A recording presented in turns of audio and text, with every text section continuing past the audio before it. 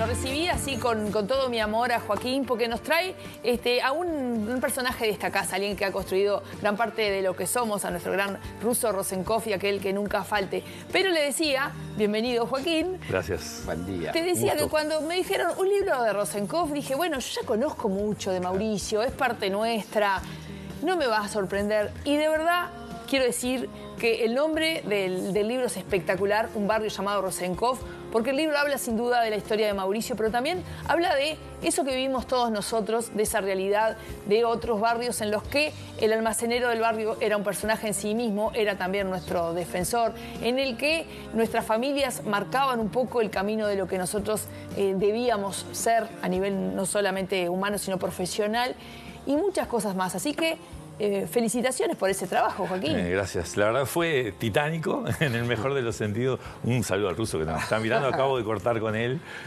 para hacerle acordar. Igual estaba ahí atento a la tele como siempre. Y sí, fue enorme, fue una tarea. Fue de esos libros. Siempre te pasa en el libro. Hay un momento que vos decís, esto no sale. Este libro no sale. En este libro en particular, con el compromiso añadido de estar trabajando con él, codo a codo con el ruso. Entonces, claro, ¿con qué cara iba yo a los 3 meses a decirle, mirá, creo que no le encuentro la vuelta? Entonces, eso mismo, bueno, generó ahí como que tuvo muchos títulos, tuvo muchos inicios, hasta que, bueno, en un momento aparece ese momento mágico que tiene que ver con lo que vos decís. Yo digo, la gente habrá leído tanto de él, tantas historias, han entrevistado, tiene una columna en la radio actualmente, hizo un programa de televisión. ¿Qué nuevo se puede contar que él no haya dicho ya, ¿no? Y bueno, con un poco de paciencia llegó ahí la puntita y fuimos tirando ahí de ese hilo y nada, apareció. Yo no lo leí, por suerte la compañera Natalia no se lo pudo leer, se lo comió ayer. Me dijo.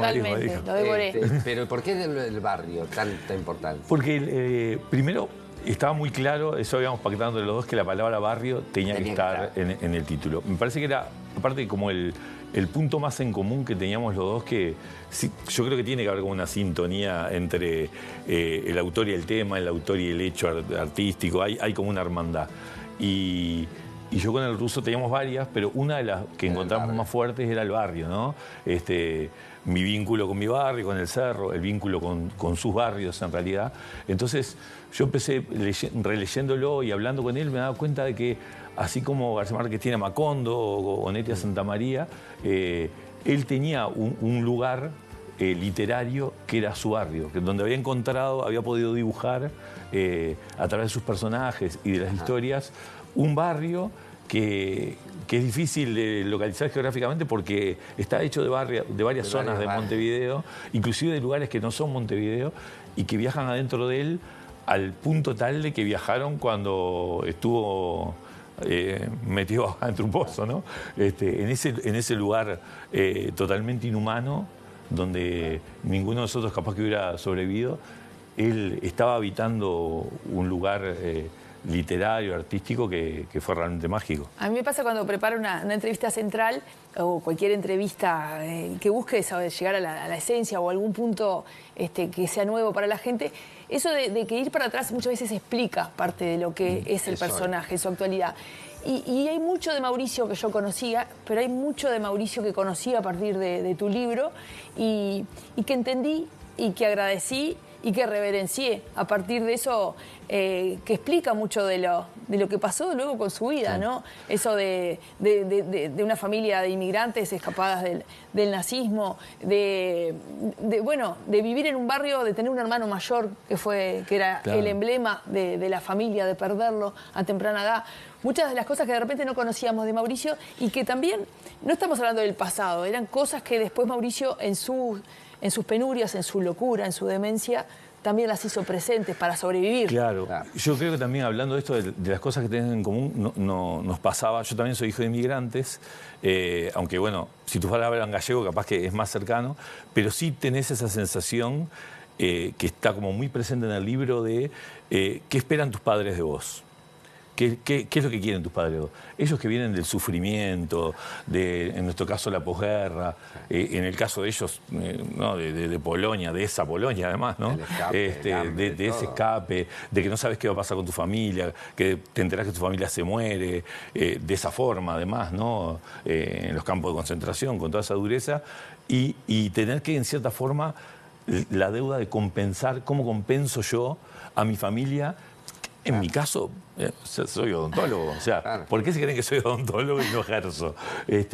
Porque yo quería compensar a mis padres de ese sufrimiento, entonces Claro, tengo que hacer estudiaba. por lo menos. Claro, y en el caso de él era eso, el lograr en un momento ese destaque. Imagínense esa sensación que tenía, yo sé, él, añadida, cuando encima estás preso, vos decís, a la que están pasando mis padres. Totalmente. Y a mí una de las cosas que más me gusta del libro, además de que conoces a Mauricio, es que es un repaso. Está nuestro compañero Sergio del Chopo, el Chopito, Claro. está presente también en las páginas del libro, pero está Jaime Ross, está Espalter, está Almada, está Atahualpa del Chopo, por supuesto. Claro. Hay un montón de gente conviviendo de los grandes, Ruecker. Claro, Gustavo, sí. Un montón de gente que vos te acordás que formó parte de lo mejor. Hice un crossover con Cacho, con el libro anterior, porque tiene que ver en la concepción del libro, ¿no? Claro. Porque Cacho tiene un capítulo que a mí me llama mucho la atención porque tiene que ver con Uruguay, que yo decía, esto no lo podemos perder. Cacho un día me dice, así de la nada, dice, qué ganas de verlo a Mauricio, porque yo la última vez que lo vi, estaban haciendo una adaptación de un cuento de Serafín J. García, Los partes de Don Menchaca, y lo había adaptado un joven, Mauricio Rosenkopf, él actuaba Cacho, Taco Larreta y China Zorrilla. Mirá el tridente, ¿no? Papá. Y un día van a la gaviota, va Cacho y dice, no, están todos presos. Dijeron, habían caído en una de las primeras racias entonces, claro, él nunca más lo vio. Fíjate de cuándo estamos hablando y todo lo que pasó después. Y yo digo, no, debe ser difícil. Y organizamos una merienda y terminamos merendando en la casa de Rosenkopf con Cacho y Mauricio contándose unas historias irrepetibles. No, Qué pero lindo. muy divertido. No, yo lo que te quería preguntar es Sí. si fue cómodo escribir con Mauricio. Sé honesto, porque debe ser muy Sí. difícil, porque Mauricio está lleno de historias y él es un escritor aparte. Y a mí me pasa, yo en algún momento lo voy a volver a leer, porque Sí. hubo momentos, yo te lo dije esto, en que cerré el libro y dije, yo me quiero quedar con esta escena, me quiero quedar con esta imagen, me quiero quedar con esta lágrima, me quiero quedar con esta poesía, porque es un libro hermoso, literariamente hablando, Gracias, más allá de la porque historia. me tenía muy nervioso. Salió el lunes. Pero por eso, si te dejó, Que sí. si te dejó él, que haya mucho de Joaquín en esa Claro. contar la No, vida de otro. Mauricio, una generosidad tremenda. Fue un proceso muy largo también. Yo creo que eso ayuda mucho. Fue muy largo, fueron muchas horas de reuniones, fueron muchas conversaciones. Fueron muchas conversaciones con la Guardia Baja también, donde salimos a caminar un par de veces y entonces estábamos como hablando de otra cosa, hablando medio de nosotros, yo contándole cosas mías. Entonces me parece que es ese tipo de relación. Él lo leyó, el libro lo leyó antes de entrar a imprenta, lógicamente, pero capaz que en diciembre, enero, leyó la versión terminada del libro. Antes había leído alguna cosita suelta que yo le fui dando para que entendiera que muchas de las cosas que yo tenía que agregar alguna cosa, capaz que hasta un poquito ficcionada, de lo que yo suponía que había pasado, que él capaz que ni se acordaba, ¿no? Yo digo, esto tiene que haber sido así, vos, ¿puede ser que hayas sentido esto cuando pasó esto? Y él me decía, puede ser. Y no se plantaba en el hecho de no lo pongas, que era mi miedo. Y dije, no, pero no lo pongas. Pues yo no me acuerdo si sentí eso. Las páginas están redactadas, aparte las partes están redactadas chiquito, entonces para gente como nosotros que no podemos de repente, si nos perdimos, al otro día ni nos acordamos, viene muy bien como para retomar. Es un libro muy cómodo de leer, por otra parte. Ahora, otra cosa que me gusta también es que ocurran este tipo de cosas. Yo siempre digo, porque el libro es un documento también que queda, Sí, claro.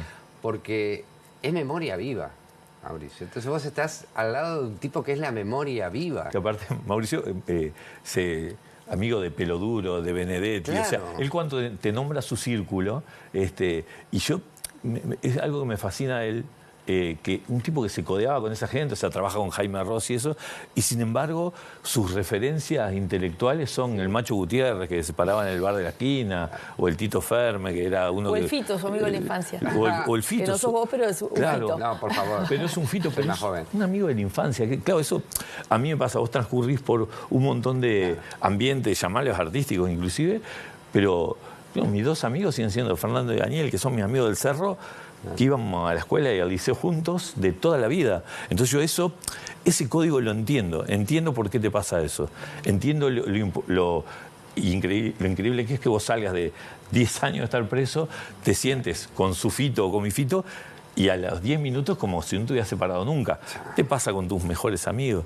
Entonces yo creo que eso también, yo quería que fuera un libro más allá de la obra de él, que está muy presente y que yo me lo había enfocado como eso, ¿no? Como es el Mauricio escritor. Vamos a desplazar a todos los otros Mauricios, sí, claro, que también estuvieron y que lógicamente son indivisibles. Pero ¿qué pasa con el Mauricio escritor? Porque yo creo que es fundamentalmente un escritor, Mauricio. Mauricio fue un revolucionario, fue un rehén, fue director de cultura en un momento, fue un montón de cosas, pero fundamentalmente un escritor, al punto tal de que él era candidato, seguramente lo hubiera manejado como ministro, o sea, él podía haber llegado, si hubiera instalado en cargos políticos, quién sabe dónde.